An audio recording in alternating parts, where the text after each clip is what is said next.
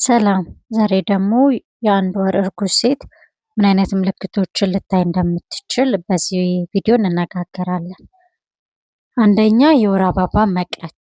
የወር አበባ መቅረት ለአብዛኛው ሴቶች የመጀመሪያ ምልክት ተደርጎ ሊወሰድ ይችላል። ሁለተኛው የጡት ህመም።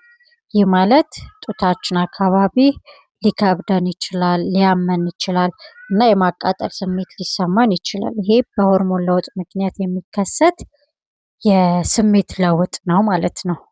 ሶስተኛ ከፍተኛ የሆነ ድካም።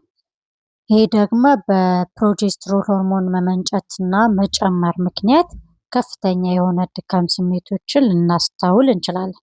አራተኛ ቶሎ ቶሎ መጸዳጃ ቤት መጠቀም ወይም ደግሞ መሽናት መፈለግ ነው።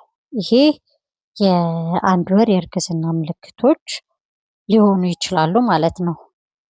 ሌላው ማቅለሽለሽ ወይም ደግሞ ወደ ላይ ስሜት መሰማት ነው። ይሄ በስፔሻሊ ጠዋት ከእንቅልፋችን ስንነሳ የወደ ላይ የማለት ስሜት እና የማቅለሽለሽ ስሜት ሊኖረን ይችላል። ይህም አንዱ የእርግዝና ምልክት ሊሆን ይችላል ማለት ነው። ሌላው ደግሞ የስሜት መለዋወጥ ነው። ሆርሞናችን በፍጥነት ስለሚቀያየር በጣም ደስተኛም ልንሆን እንችላለን፣ ደግሞ ዝም ብሎም በደንብ ሊከፋን ወይም ደግሞ ዲፕሬሽን ውስጥ ልንሆን እንችላለን። ይሄ በሆርሞን ምክንያት የሚመጣ የስሜት መለዋወጥ የእርግዝና ምልክት ሊሆን ይችላል ማለት ነው። አሁን ደግሞ የመጀመሪያ እርግዝና ወቅት መመገብ ያለብንን ምግቦች እናያለን። አንደኛ ፎሊክ አሲድ ያላቸው ምግቦችን እንደ ብሮኮሊ፣ ባቄላ፣ እነዚህ ፎሊክ አሲድ ያላቸው ምግቦችን በምስሉ ላይ እንደምታዩት እነዚህን ብንመገብ የተሻለ ጥቅም እናገኛለን ማለት ነው።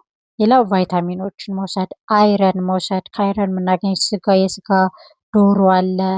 ሌላው ካልሲየም ያላቸው ወተቶችን መጠቀም ይኖርብናል። ፕሮቲኖችን መውሰድ አለብን።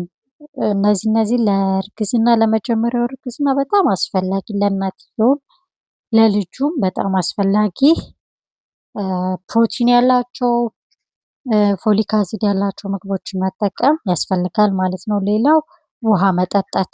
ይህም ጽንሱን ለመደገፍ እና ደማችን በስርዓት እንቅስቃሴውን እንዲያደርግ በጣም ይጠቅመናል። ሰውነታችንም እንዳይደርቅ ያደርጋል። ስለዚህ ውሃን አብዝቶ መጠቀም አስፈላጊ ነው ማለት ነው።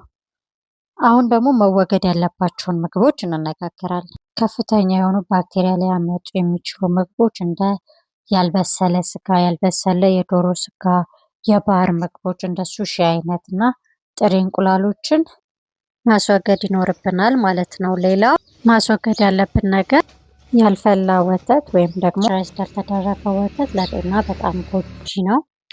ሌላው ደግሞ የአልኮል መጠጦች ናቸው። ይሄ የአልኮል መጠጥ ለእናትየውም ለልጁም ነው ጉዳት የሚያመጣው፣ ስለዚህ መወገድ አለበት። ሌላው ከመጠን ያለፈ ቡና መጠጣት መቀነስ ያስፈልጋል ማለት ነው። አሁን ደግሞ መቼ ነው ወደ ሆስፒታል መሄድ ያለብን የሚለውን እናያለን። ይህ የሚጠቅመን ከማህፀን ውጭ የተረገዘ እርግዝና የሚያሳዩ ምልክቶች ካሉ በአፋጣኝ ወደ ሆስፒታል መሄድ ይኖርብናል። አንደኛ ከባድ ወይም በጣም ከአቅም በላይ የሆነ የሆድ ህመም፣ በተለይ ደግሞ ከእምብርታችን በታች በአንዱ ሳይድ ብቻ መንቀሳቀስ እስኪያቅተን ድረስ የሚያመን ከሆነ ይሄ ወደ ሆስፒታል ሊያስኬደን ይችላል ማለት ነው። ሌላው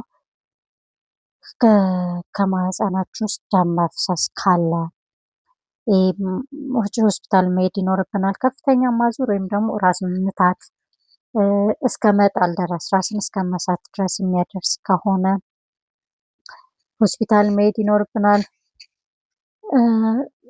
ሌላው ደግሞ ይሄ የጧት ማስመለሱ ከባድ የሆነ በቃ ከአቅም በላይ የሆነ ራሳችን መቆጣጠር እስኪያቅተን ድረስ ከሆነ ወደ ሆስፒታል መሄድ በአስቸኳይ ያስፈልጋል ማለት ነው።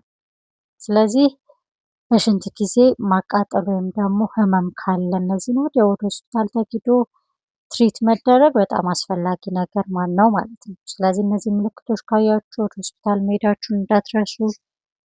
እነዛ የእርግዝና ምልክቶችን ካያችሁ ደግሞ እርግዝና ሊሆን ስለሚችል ሆስፒታል ሄዳችሁ ቼክ አድርጋችሁ ክትትል መጀመር የሚመከር ነገር ነው ማለት ነው። በቀጣይ ደግሞ 2 ወርና የ3 ወር እንሰራለን። ላይክ፣ ፎሎ፣ ሰብስክራይብ እያደረጋችሁ ቤተሰብ ሁኑ። መልካም ቀን